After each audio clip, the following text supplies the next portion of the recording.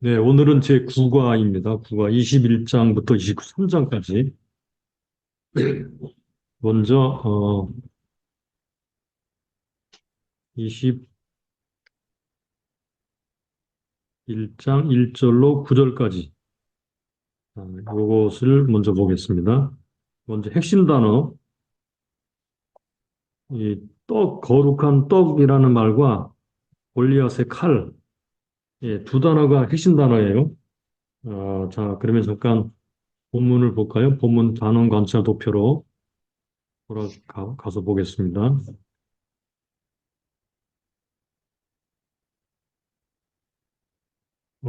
다윗이 도망을 가죠. 노베에 있는 제사장 아히멜렉에게로 갑니다. 그래서 거기서 어, 제사장에게 거룩한 떡, 제사 드리고 나온 떡이죠.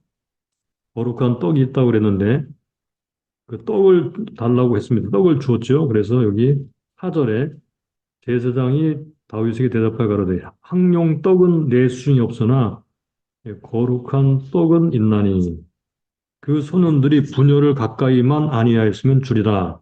이렇게 말을 하죠. 항용떡이라는 것은 이제 보통 떡을 말하는 거예요. 보통 떡. 자, 그리고 6절에 가볼까요? 제사장이 거룩한 떡을 주었다 그랬죠. 거룩한 떡을 주었으니 우리는 진설병, 곧 요 앞에서 물려낸 떡밖에 없습니다. 이 떡은 거운 떡을 드리는 날에 물려낸 것이었더라. 거룩한 떡을 받게 됩니다. 그리고 이제 우리가 여기서 하나 기억할 것은 예, 도액이라는 사람이 거기 있었다라는 걸 나중에 도액이 고자질을 해가지고 제사장들이 다 살해를 당하죠. 요 도액이라는 사람. 자, 그리고 8절 이하에 보게 되면 어, 칼을 얻습니다. 칼. 다윗 8절 다윗이 아히멜렉에게 이르되 당신의 수중에 창이나 칼이 없나이까 왕의 일이 급함으로 내가 칼과 병기를 가지 못하였나이다. 9절 제사장이 가로되 내가 엘라 골짜기에서 죽인 블레 사람 골리앗의 칼 이 보자기에 쌓여 에봇 뒤에 있으니 내가 그것을 가지려거든 가지라. 여기는 그 밖에 다른 것이 없느니라. 다윗이 가로되 그 같은 것이 또 내게 없나니 주소서. 예, 그래 골리앗을 칼을 예, 받게 되죠. 여기까지 일단 먼저 보겠습니다. 다시 교재로 돌아가서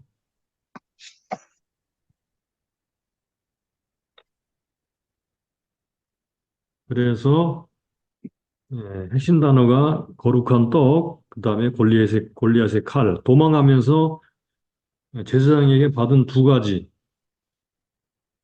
등장인물은 다윗, 아히멜렉, 도액, 그다음에 두 번째 문제 관점, 이야기의 핵심이 뭔가 하는 거죠. 드디어 망명 생활에 올랐습니다. 이제 망명 생활의 시작이죠. 도망 생활의 시작을 여기서 기록을 하고 있습니다. 그때 제사장에게 떡과 칼을 얻습니다. 자, 요 떡과 칼은 이 망명 생활, 도망 생활에서 하나님의 공급하심과 보호를 상징적으로 보여주는 요거 공급과 보호의 예표라고도 할 수 있겠습니다. 하나님은 앞으로 떡과 칼을 주시는 것처럼 공급해 주시고 보호를 해 주실 것이다. 예, 보호하고 그다음에 필요를 공급해 주실 것이다. 이런 것을 보여주는 것이 그것이 바로 예, 이야기의 관점입니다. 간단한 구절까지 간단한 이야기인데 그러면 좀 넘겨서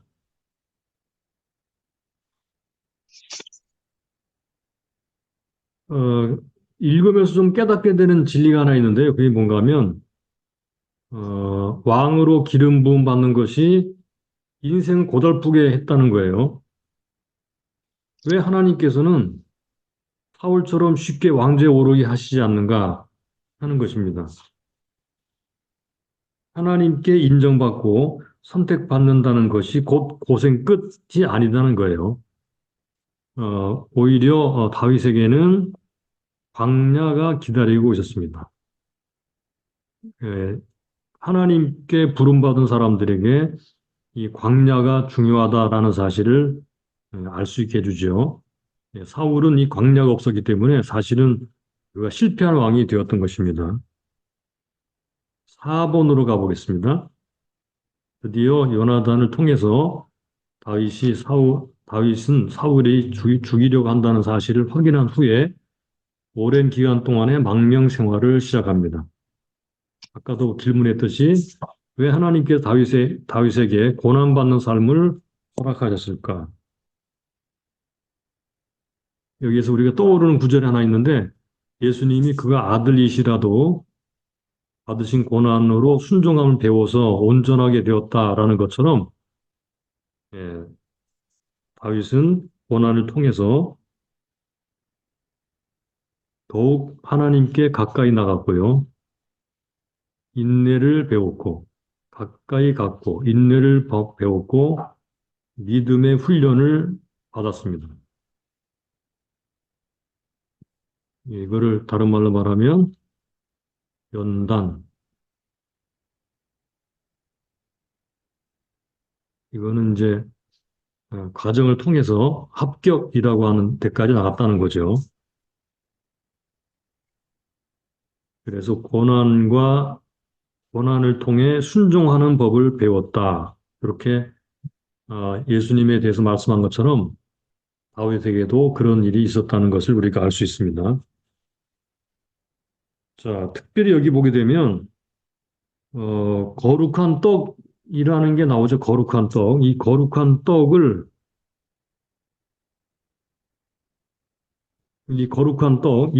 떡은 제사장만 성소의 거룩한 곳에서 먹을 수가 있어요.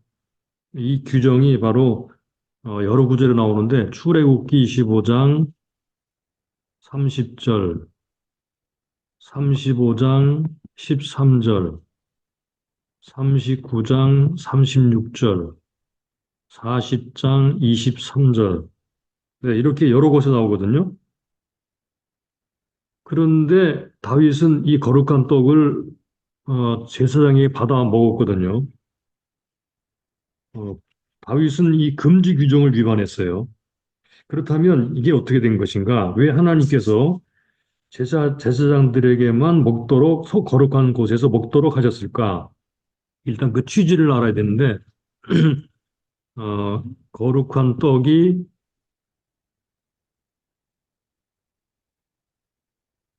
부정하게 사용되는 것을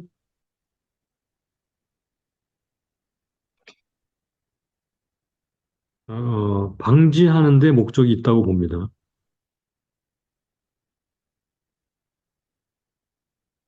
부정하게 사용되지 않도록 하기 위해서 제사장만 거룩한 곳에서 먹도록 했다는 거예요. 그래서 오늘 읽은 본문에 보게 되면 제사장이 이 거룩한 떡을 다윗에게 주면서 사절에 보니까 그 소년들이 부녀를 가까이만 아니하였으면 주리라 이렇게 해서 줬다는 것을 볼 때 여기 나오는 이 제사장은 이 금지 규정의 정신을 알았습니다. 금지 규정의 정신을 알았고요. 그래서 다윗이 이 떡을 먹었는데도 죄를 줬다, 죄라고 말하지 않아요. 물론 다윗은 이제 급하기 때문에 거짓말을 이제 자기의 도망치는 것을 왕이 시켰다고 거짓말을 하긴 했지만 이 지금 제사장이 말한 이 취지에 벗어나는 그런 처지에 있지 않았기 때문에 죄라고 말하고 있지 않은 것으로 보여집니다. 그리고 다윗은 골리앗의 칼을 가지게 되죠. 자, 아까도 우리가 말을 했지만 광야라는 곳, 광야는 오직 하나님만 의지할 수 있는 곳입니다. 나중에 다시 한번 보겠습니다. 하나님만 의지할 수밖에 없는 곳. 이게 영적으로 말하자면 바로 이런 곳입니다. 하나님밖에 의지할 수 없는 곳. 하나님만 의지할 수밖에 없는 곳. 그래서 하나님께 공급을 받아야 하고 하나님께 보호를 받아야 하는 곳. 그러니까 이런 곳에서 하나님만 바라보고 믿고 의지하고 그렇게 할 수밖에 없죠. 그것이 바로 광야니까. 거기서 다윗은 처음에 출발하면서 이 두 가지, 이 떡과 칼을 성소에서 받음으로 말미암아 앞으로 하나님께서 다윗을 공급하시고 보호해 주실 것이다라는 것을 예표적으로 보여준다는 말입니다. 예, 제일 먼저 찾아갔던 곳이 성소라는 곳, 우리가 기억을 해야 될 것입니다. 이러한 행동들을 통해서, 우리는, 어, 어려움이 있을 때 가장 먼저 찾아가야 할 곳이 어디인가? 광야로 나가면서 가장 먼저 찾아야 되는 것은 바로 하나님이라는 것을 예, 알 수가 있게 됩니다. 자, 그러면 넘어가서, 예, 5번은 여러분들이 한번, 읽어보시고요. 넘어가겠습니다. 예, 제가 이거를 드리니까 여러분들이 프린트를 할 수 있다면 받으셔서 프린트해가지고 한번 읽어보시면 되겠습니다. 예, 자세한 것들은 나중에 여러분들이 공터 채워 놓으시기 바랍니다. 자, 21장 10절부터 22장 5절까지 두 번째 단락을 보겠습니다. 두 번째 단락.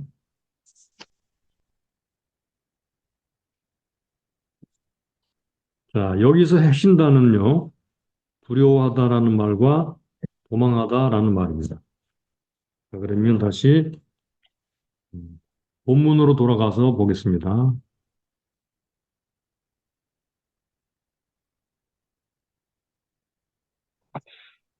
10절을 보죠. 그날에 다윗이 사울을 두려워하여, 예, 사울을 두려워하였다 그랬죠. 두려워하여, 일어나 도망하여, 예, 사울은 도망합니다. 두려워하다, 도망하다라는 말이 본 단락의 핵심 단어입니다. 가드왕 아기스에게로 갔죠. 그런데 아기스 왕이 다윗을 아주 두렵게 했습니다. 12절을 보니까 이 말을 그 마음에 두고 가드왕 아기스를 심히 두려워하여 네, 사울도 두려웠게 되었고 아기스도 두려워했습니다. 그래서 미친 체하고 네, 침을 수염에 흘리면서 이제 정신병자처럼 그렇게 행동을 했죠. 그래서 쫓겨납니다.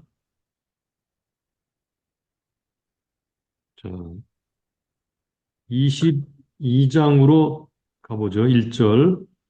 그러므로 다윗이 그것을 떠나 아둘람 굴로 도망하며 여기서 우리가 주목해야 될 장소, 여기 아둘람 굴로 도망하였다 그랬죠. 도망하여 아둘람 굴로 도망해서 그 형제와 아비의 온 집이 듣고는 그리로 내려가서 그에게 이르렀고 환난당한 모든 자와 빚진 자와 마음이 온통한 자가 다 그에게로 모였고 그는 장관이 되었는데 그와 함께한 자가 여기 400명 가량이에요. 나중에는 600명으로 늘어나요.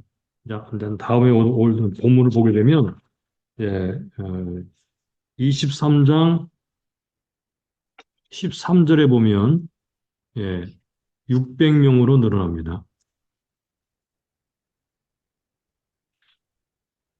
400명가량이 모였습니다. 그리고 다시 모압으로 가죠. 모압 왕에게 하나님께서 나를 어떻게 하실 것을 알기까지 내가 당신들과 함께 있게 해달라고 청합니다. 그래서 부모를 인도해서 모압 왕에게 나갔는데 5절을 볼까요? 선지자 갓이 다윗에게 이르되 이 요새에 있지 말고 떠나 유다 땅으로 들어가라. 떠나 유다 땅으로 들어가라고 여기 선지자 요 갓이라는 사람이 말을 합니다.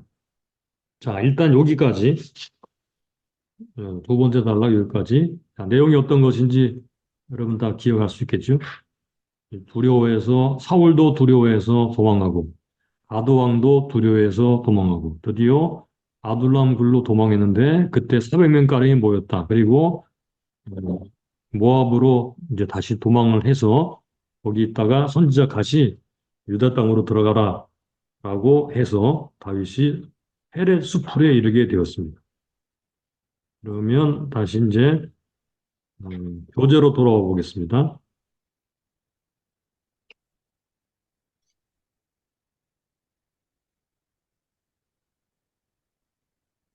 7번으로 가보겠습니다. 7번. 이야기의 관점.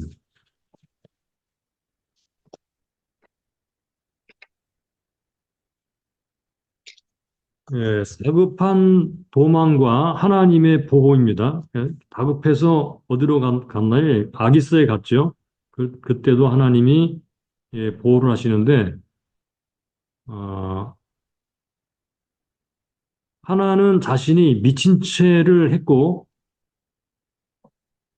또 한 번은 가시, 예, 유다 땅으로 들어가라라고 모압에서 피하게 했습니다.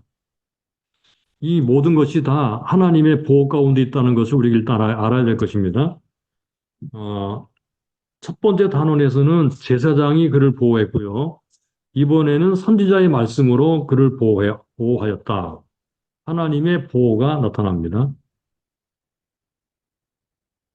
자, 여기서 우리가 다윗은 한 행동을 통해서 알게 되는 진리가 있는데 다급한 상황에서도 선지자의 말을 듣고 있다는 거예요. 이게 사울과 다른 점입니다. 사울은 자기 마음대로 했지만 사무엘의 말을 안 들었죠. 그러나 다윗은 선지자 갓의 말을 듣고 있습니다. 우리도 다급한 상황에서 하나님 말씀, 성경 말씀, 또 목회자의 말을 듣는 것, 이게 하나님이 기뻐하시는 것이라는 것을 알 수 있습니다. 그 다음에 9번으로 가볼까요? 9번에 보면 자, 시편 34편은 바로 다윗이 도망할 때 쓴 그런 시입니다. 다윗이 아비멜렉 앞에서 미친 채 하다가 쫓겨나서 지은 시라고 되어 있죠. 자, 여러분 한번 읽어보시기 바랍니다.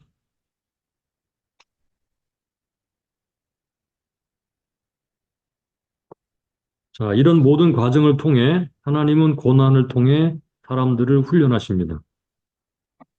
이걸 다른 말로 연단이라고 하죠. 하나님만 의지하도록, 예, 하나님만 의지할 수밖에 없는 것이 바로 도망이고 방령입니다. 그러면서 10번으로 가볼까요? 우리가 1절로 5절까지를 보게 되면 하나의 공동체가 형성이 되죠. 예, 아둘람 사람들, 아둘람굴에 모인 사람들입니다. 어떤 사람들인지 볼까요?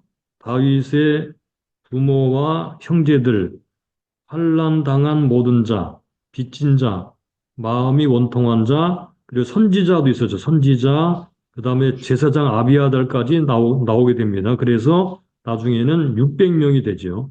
아까 우리가 보았죠. 600명.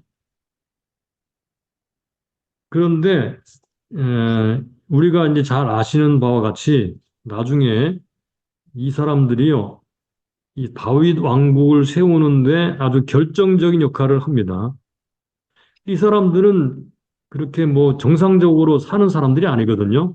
근데 그들은 상처투성이, 사회 부적응자, 원통함을 당한 자, 의지할 데 없는 자, 거칠고 신앙이 거칠고 다듬어지지 않은 자, 이런 사람들이었어요. 근데 하나님은 이런 사람들을 광야에서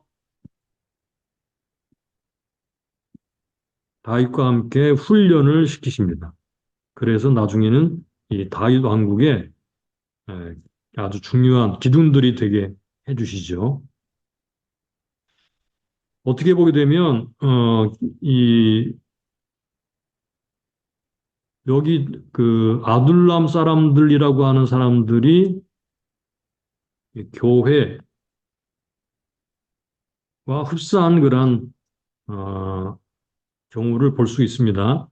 그래서 여기 보니까 바울은 오전 1장 26절, 31절에서 이렇게 말을 합니다. 형제들아 너희 부르심을 보라. 육체를 따라 지혜로운 자가 많지 아니하며 능한 자가 많지 아니하며 문벌 좋은 자가 많지 아니하도다. 그러나 하나님께서 세상에 미련한 것들을 택하사 지혜 있는 자들을 부끄럽게 하려 하시고 세상 약한 것들을 택하사 강한 것들을 부끄럽게 하려 하시며 하나님께서 세상에 천한 것들과 멸시받는 것들과 없는 것들을 택하사 있는 것들을 폐하려 하시나니 이는 아무 육체도 하나님 앞에서 자랑하지 못하게 하려 하십니다. 너희는 하나님으로부터 나서 이 그리스도 예수 안에 있고 예수는 하나님으로부터 나와서 우리에게 지혜와 의로움과 거룩함과 구원함이 되셨으니 기록된 바 자랑하는 자는 주 안에서 자랑하라 함과 같게 하려 함이라 그랬습니다. 네. 이렇게 초대교회 때의 모습이라고도 할 수 있는데, 어, 하나님께서는 세상에서 똑똑한 사람들이라든가 여기 나오는 뭐 잘난 사람들을 택해서 하나님의 나라 일꾼으로 삼으시는 것이 아니라 하나님께서 원하시는 사람들을 부르시되 하나님만 의지할 수 있는 사람, 즉, 여기 자랑하는 자는 주 안에서 자랑하라 하는 것처럼 여기 하나님만 자랑할 수 있는 사람,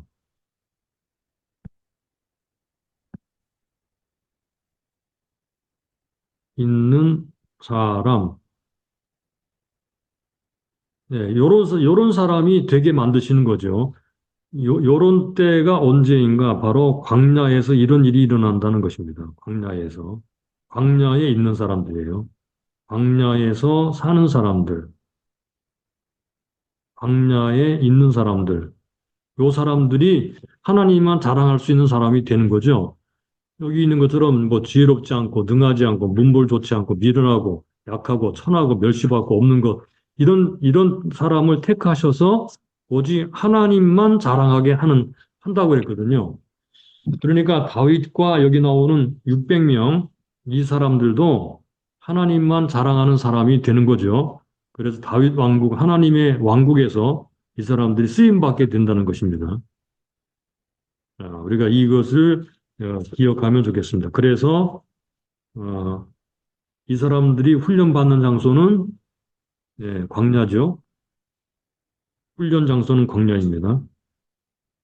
이 사람들이 훈련받는 곳, 그리고 치유받는 곳, 그리고 이 사람들이 성장하는 곳, 네, 이곳이 바로 광야입니다. 자, 11번에는 이제 이 시기에 지은 시편을 수록해 놓았는데 나중에 여러분들 읽어보시기 바랍니다. 여기까지 다 읽으면 시간이 없을 것 같아요. 자, 그러면 이제 12번으로 가보겠습니다. 22장 6절로 23절. 핵심 단어는 여호와께 묻다. 묻다라는 말이 많이 나오고요. 또는 그리고 죽이다라는 말이 뭐죠? 그러면 한번 다시 본문으로 돌아가 보겠습니다.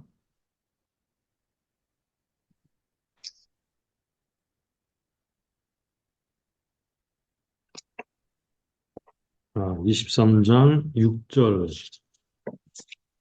6절부터 이때부터 이제 도액이 등장하죠. 사울이 다윗이 도망하고 다녀도 신고하는 사람이 없다고 막 타박을 하자 어, 도액이 고자질을 하게 됩니다. 9절을 보실까요? 그때의 에돔 사람 도액이 요 도액 이름도 조금 그렇죠. 도액이 사울의 신하 중에 섰더니 대답하 그러되 이세 아들이 노베 와서 아이두베 아들 아히멜렉에게 이른 것을 내가 보았었는데 아히멜렉이 그를 위하여 여호와께 묻고 그에게 식물도 주고 블레 사람 골리앗의 칼도 주더이다. 그래서 이제 제사장들이 어, 다 죽임을 당하게 됩니다. 자, 16절을 볼까요? 16절 아히멜렉아 반드시 네가 반드시 죽을 것이요 내 집도 그러하리라. 그래서 시위자들에게 제사장들을 죽이라 그랬더니 죽이지 못했죠. 죽이기를 싫어했습니다. 그러자 이번에는 도액이라는 사람에게 이르러서 죽이라고 했더니 도액이 제사장들을 칼로 쳐서 에봇 입은 사람 85명을 죽였죠. 그리고 제사장들의 성으로 들어가서 아이들과 아이들과 남녀와 젖 먹는 자, 소, 나귀, 양들을 칼로 쳤습니다. 한 사람만 빼놓고 다 죽게 되죠. 거기 아비아달이라는 사람만 후방을 하게 됩니다. 다윗에게로 갔죠. 그래서 다윗의 무리에는 제사장도 있었고요. 선지자 갓도 있었고요. 용사들도 있었습니다.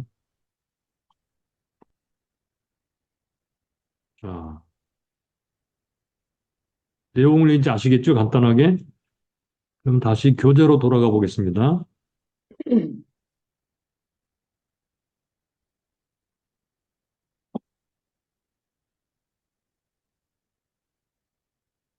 13번으로 가볼까요? 이야기의 관점, 강조점 또는 어조라고 되어 있는데,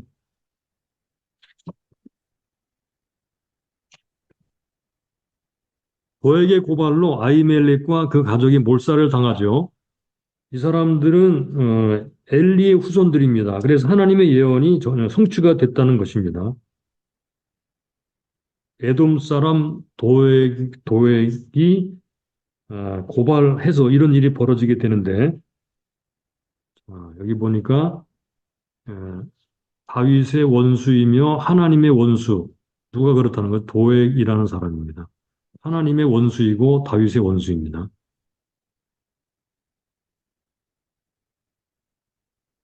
드디어 도액의 고발로 말미암아 도액뿐만 아니라 이것은 사울이 그렇게 되지요. 사울이 드디어 하나님의 원수이며 다윗의 원수가 됩니다.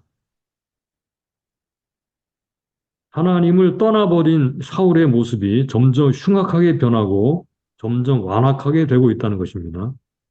본문의 관점은 사울이 급기야는 제사장까지 죽임으로써 다윗과 하나님의 원수가 되었다라는 이야기가 들어 있습니다.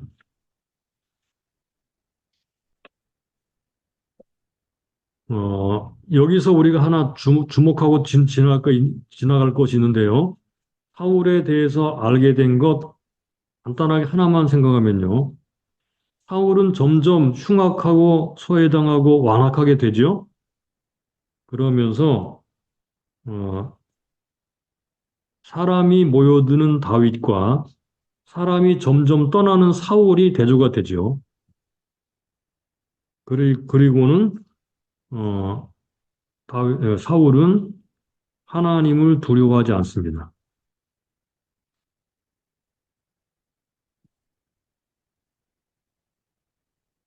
사울을 두려워하지 않는 사울, 하나님을 두려워하지 않는 사울. 17절. 17절을 보게 되면요. 제사장 죽이기를 신하들이 싫어했는데 사울은 죽이라고 계속해서 다 죽이게 되죠. 하나님을 두려워하지 않게 된 사울의 모습이 적나라하게 드러나고 있습니다. 하나님을 두려워하지 않는다는 것은요, 이것 심각하게 이제 하나님을 멀리 떠났다는 거죠. 15번으로 가보겠습니다. 52편, 시편은요, 도액이 제사장 아히멜렉을 고발할 때 기록한 다윗의 시입니다. 한번 읽어보시기 바랍니다. 자, 도액이라는 사람은 어떤 사람인가 생각해 보겠습니다. 도액. 아마 종교 생활 때문에 성소에 있었던 것 같이 보여져요. 21장 7절에 나오죠. 거기에 도액이 있었다 그랬는데 종교 생활 때문에 성소에 있었다. 그런데 그는 하나님을 두려워하지 않았다. 여러분 이거 꼭 기억하면 좋겠습니다. 종교는 종교 활동, 종교 생활, 우리가 보통 종교 생활이라고 부르죠, 그죠? 종교 생활은 영적 유익이 없습니다. 종교 생활만 하면 영적 유익이 없습니다. 종교 생활이 아니라 어떤 게 영적 유익이 있느냐면 하나님과 연결될 때 유익이 있습니다. 연결된 삶. 종교는 하나님과 연결된 게 아닙니다. 하나님과 연결된 삶. 이거를 좀 더 뭐 전문적인 말로 말하면 인격적 관계, 이렇게 말하죠. 인격적 관계. 종교적으로만 예배드리고, 종교적으로만 헌금하고, 종교적으로만 뭐 시간 지키고, 종교적으로만 봉사하고. 그런데 하나님은 없어요. 그럼 무슨 영적 유익이 있겠어요? 그런데 비록 연약하다 하더라도 하나님과 연결되어서 하나님과 접촉되어서 하나님을 만나는 삶이 영적으로 유익되고 그 사람이 성장이 있는데, 자, 이 종교 생활만 했던 두 사람, 바로 첫째가 사울이고요. 이 둘째가 바로 도액이라는 사람입니다. 하나님을 두려워하지 않습니다. 그러니까 종교 생활은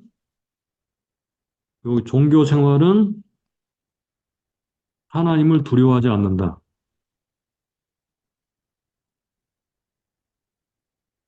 하지 않는다. 예, 종교 생활하는 사람들은요, 하나님 눈치 안 봅니다. 종교 때문에 사람도 죽입니다. 이게 바로, 이 카톨릭에서 과거에 종교 개혁자들을 핍박하고 수없이 죽였던 그런 일들, 초대 교회 때나 어느 때든지 간에 종교 때문에 다른 사람을 박해하죠. 예, 이게 하나님을 두려워하지 않기 때문에 그런 거예요. 바로 도액은 이렇게 종교 생활 때문에 성소에 있었던 것 같이 보여집니다. 그러니까 제사장까지 죽이는 것을 두려워하지 않았죠. 이 도액이라는 사람은 어, 의가 아니라 돈과 권력 지향적 사람입니다.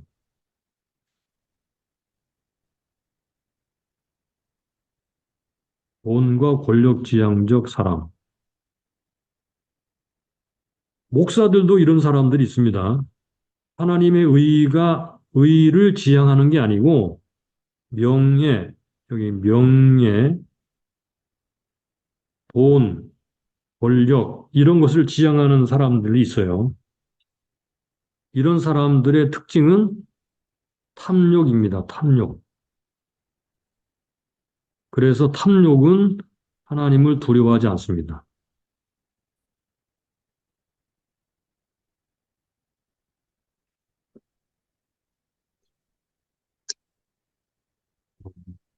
탐욕은 하나님을 두려워하지 않는데 이 탐욕으로 완전히 사로잡힌 사람이 바로 누구예요? 예, 아까도 얘기했던 것처럼 역시 사울 그리고 도액이라는 사람이죠. 왕권, 그런 금권, 뭐 이런 것에 사로잡힌 사람은 사울과 도액. 이 탐욕은 하나님을 두려워하지 않습니다. 종교는 하나님을 두려워하지 않습니다. 탐욕도 하나님을 두려워하지 않습니다. 우리는 하나님을 두려워해야 될 것입니다. 그래서 사울은 이렇게 어용 종교인을 원했지 하나님을 진짜 섬기는 제사장을 원하지 않았습니다. 그러니까 자기가 필요 없다고 생각했던 사람들은 제사장이라도 살해하게 되는 끔찍한 그런 죄를 저지르게 되는 것입니다. 이런 것들을 우리가 염두에 두고 이제 마지막 장으로 가볼까요? 시편 혹시 표준 세번역 있으시면 더 읽어보시면 더 실감나게 돼 있으니까 참고해 보시기 바랍니다. 23장으로 가볼까요? 23장 1절로 29절 핵심 단어.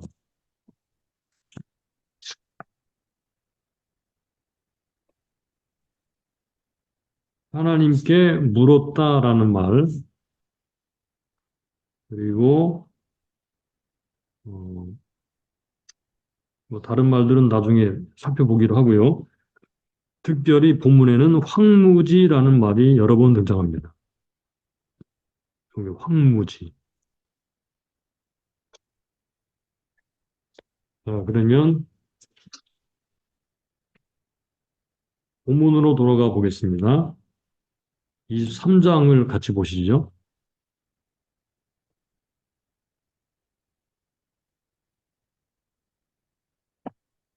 23장 1절 혹이 다윗에게 고하여 가로되 보소서 블레 사람이 그 일날을 쳐서 그 타작마당을 탈취하더이다.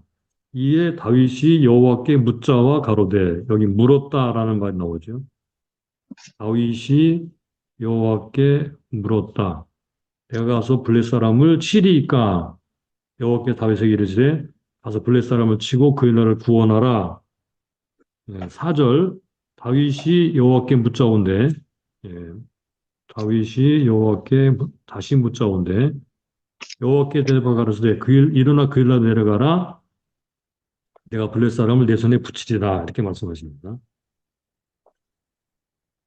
6절을 보겠습니다. 아히멜렉의 아들 아비아달이 여기 아비아달은 제사장이죠.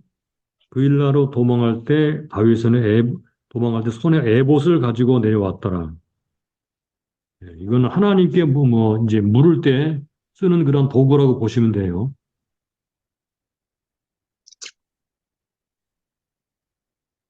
그 다음에 하나님께서 그 일날 구원하라라고 명령하시고 그 블레셋 사람들을 내 손에 붙이겠다라고 했는데 그 일날 사람들이 다윗을 배신합니다.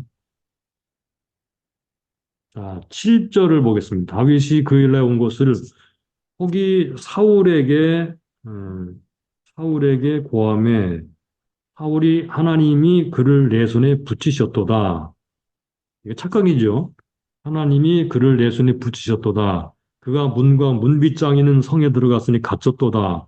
그래서 모든 백성 모으고 이제 그 일나로 내려가서 에워쌌죠. 그래서 다윗이 어, 다시 하나님께 물었습니다. 에봇을 이리 가져오라 9절에 하나님께 묻죠. 그래서 11절 보세요. 그 일날 사람들이 나를 그의 손에 붙이겠나이까? 그랬더니 하나님께서 어, 12절 붙이겠나이까? 또 물었습니다. 그러니까 하나님이 너를 붙이리라. 자, 13절 거기 600명 가량이 일어나 여기 600명으로 늘어났죠, 그죠? 그 일날을 떠나서 갈 수 있는 곳으로 갔더니 지금부터는 황무지라는 말이 나옵니다. 14절을 보겠습니다.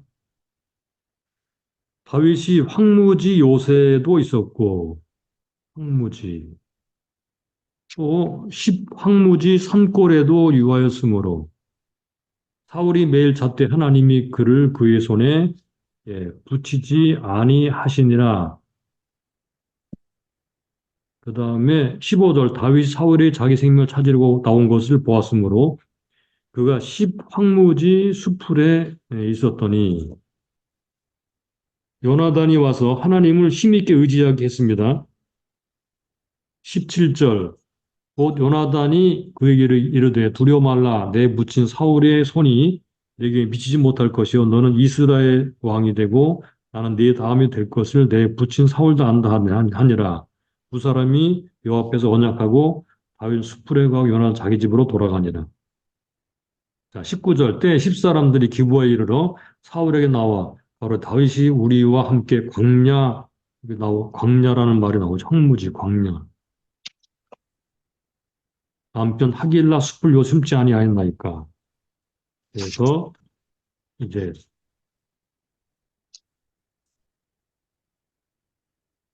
20절을 보겠습니다.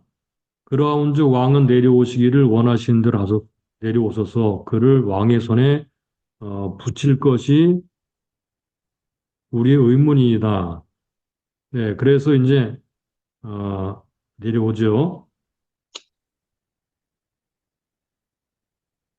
24절 그들이 일어나 살보다 먼저 시브로 가니라 다윗과 그의 사람들이 광야 남편 거기 광야 남편 마온 황무지 아라바에 있었더니 그래서 사울과 그의 사람들이 찾으러 온 것을 거기 다윗이 보매 이에 다윗이 바위로 내려 마온 황무지에 있더니 사울이 듣고 마온 황무지로 다윗을 따라가서는 이제 상당히 위급한 상태가 되었습니다. 그랬는데 27절 보세요. 사자가 사울에게 와서 급히 오소서 블레 사람이 이 땅을 침노하나이다. 그래서 사울이 다윗 쫓기를 그치고 돌아와서 블레 사람을 치러 갔으므로 그곳을 셀라 하마 느곳이라고 이렇게 불렀다고 기록을 하고 있죠. 요게 이제 어, 23장의 이야기입니다. 다윗이 사울에게서부터 도망 다니면서도 하나님의 명령대로 의라를 구원한 사건. 그러면 다시 교재로 돌아가겠습니다.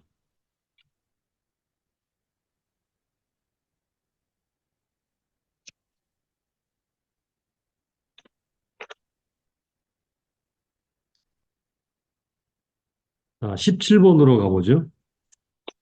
이야기의 관점.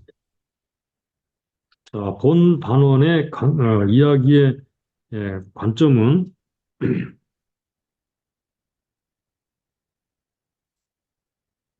자, 성경 기자는 뭐라고 말을 하는 하나님이 다윗 사울의 손에 넘기지 않았다라고 기록합니다. 그러니까 본문은 하나님이 숨기시고 보호하는 사람을 사울은 잡을 수가 없다. 하나님의 보호, 아주 위급한 상황에서 어떻게 했나요? 블레 사람을 침공하게 하셔서 하나님이 사울을 보호하시죠. 다윗을 보호하시죠. 사울이 다윗을 떠나게 만들죠. 하나님의 특별한 보호. 자, 아무리 위기일발이라도 하나님이 보호하시면 보호를 받을 수가 있습니다. 자, 이런 가운데서 그래서 다윗은 광야학교에서 하나님 의지하는 법을 배워가지 점점. 그러면 23장 해석 적용. 이 에봇은요, 제사장의 복장 중에 하나의 겉옷 위에 착용하는 것이면서 자세히 한번 읽어보세요. 이거는 간단한 의복이 될 수도 있고요. 소년 사무엘의 실로의 성소에서 이걸 착용했죠. 때로는 이것이 하나님의 뜻을 알기 위한 도구로도 사용되었습니다. 어떤 때는 이 에봇이 금속으로 만들어진 신상을 지칭할 때가 있었어요.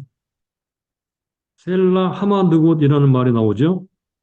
이것은 분리하는 바위라는 뜻입니다. 분리하는 바위.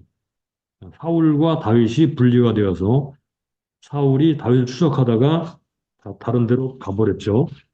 블레셋을 막기 위해서 떠났습니다. 그래서 그곳을 셀라 하마드곳이라고 불렀다고 하고 있습니다. 자, 그러면 우리가 본 23장에 나오는 이야기를 간단하게 좀 정리하면서 마무리 짓도록 하죠. 자, 23장 1절 5절에서 다윗을 잠깐 살펴보겠습니다. 다윗. 도망 다니는 입장에서도요, 그일라 거민을 구원합니다. 이거는 자기 생각대로가 아니고 하나님의 뜻을 묻고 하나님의 인도를 따라 그렇게 하죠.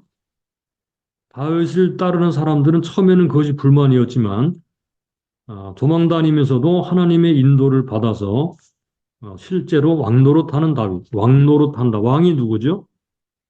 왕은 자기 백성을 지키는 사람인데 이 그일라 거민을 보호하죠. 구원하죠. 이 실제로 왕노릇하는 거죠.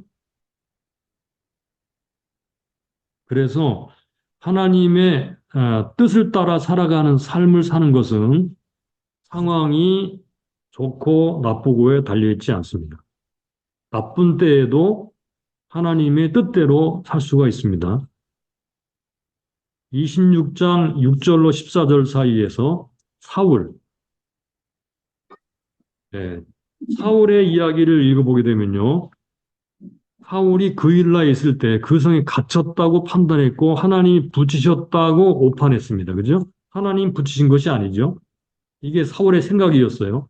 그런데 그 가운데 다윗은 어, 하나님께 물음으로 말미암아 자 14절을 보겠습니다. 23장 14절 다윗이 황무지 요새에도 있었고 또 황무지 산골에도 유하였으므로 사울이 매일 찾되 하나님이 그를 그의 손에 붙이지 아니하니라 하시니라 그랬죠.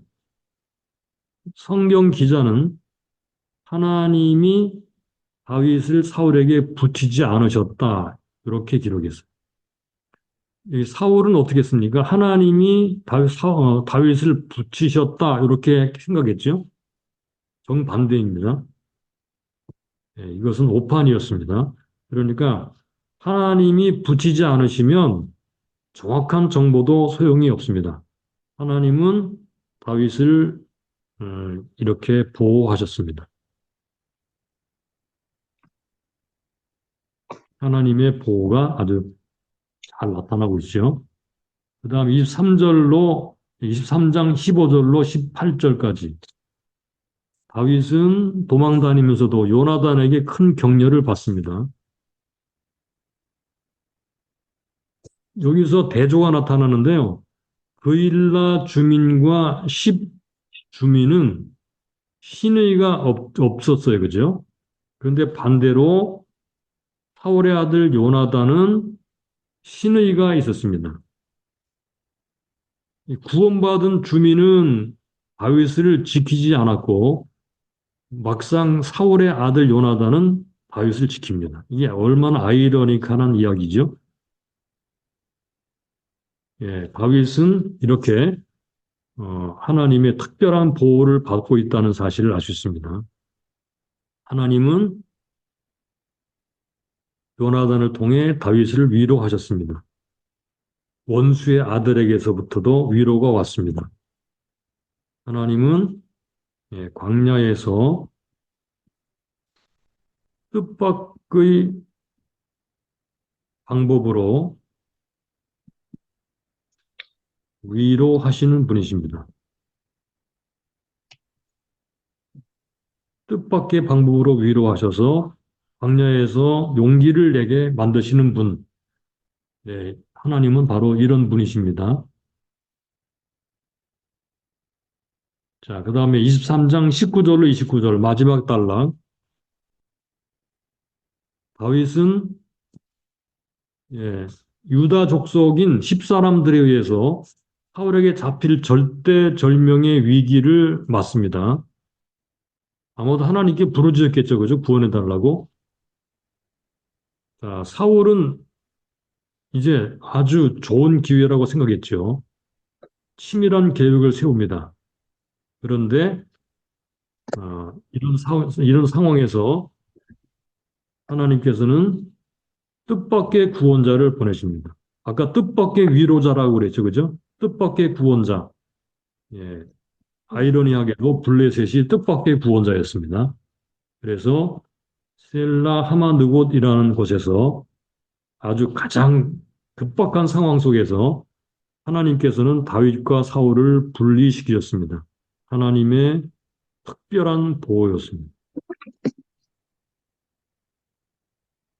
우리도 이와 같은 보호를 하나님이 주신다는 것 기억했으면 좋겠습니다. 자, 이제 마지막으로 정리를 해볼까요?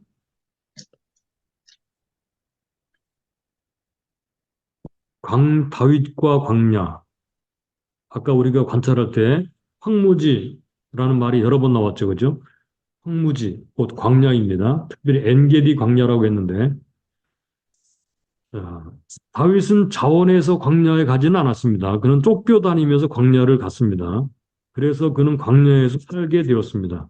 참으로 고달픈 세월이었습니다. 이때 몇 년을 그렇게 살았을까요? 예, 10년입니다. 10년. 10년이면 강산도 변한다고 했는데 엄청나게 오랜 세월이죠. 예. 그런데 이 광야의 삶은 단순합니다. 광야는 두려운 곳이고, 광야는 약육 강식이 난무하는 곳입니다. 광야는 유혹과 시험의 장소입니다. 인생 광야와 상황적 광야는 지리적 광야와 비슷합니다. 광야는 그래서 신비로운 곳입니다. 광야는 우리를 좋게 변화시킬 수도 있고 강팍하게 변화시킬 수도 있습니다. 광야는 우리를 쇠약하게 하기도 하고 강하게 하기도 합니다. 광야는 하나님의 신비를 보고 자신을 발견한 곳이기도 합니다. 모세의 40년간의 광야 이야기와 예수님의 40일간의 광야에서의 금식 이야기, 다 이런 것들을 말해주고 있는 거예요. 광야에서 복음이 전파되기 시작했죠. 구원은 그래서 광야에서부터 시작되었습니다. 우리는 광야에서 하나님의 구원의 손길을 경험하게 될 줄로 믿습니다. 자, 그러면 간단하게 정리를 해보겠습니다.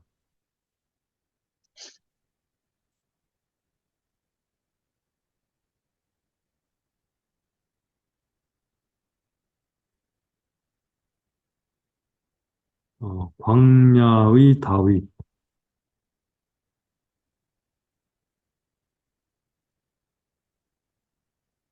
첫째, 광야에서 고난이 있었죠.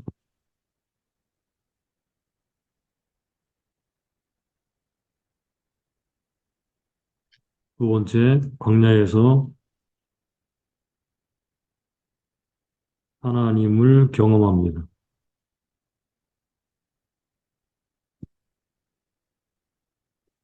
하나님은 다윗과 함께 계셨습니다. 세 번째, 광야에서 하나님의 공급과 보호를 받습니다.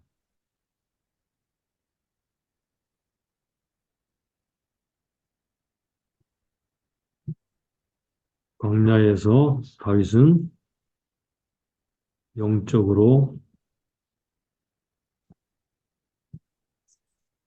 점점 성장해 갑니다.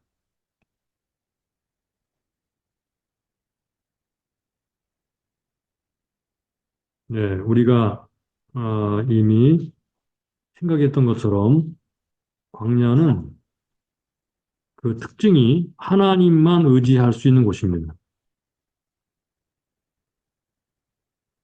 의지해야 하는 곳.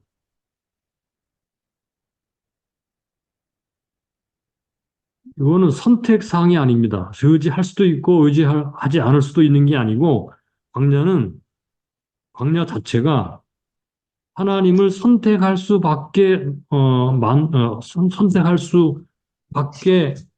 다른 방법이 없다는 것을 말해주는 게 광야입니다.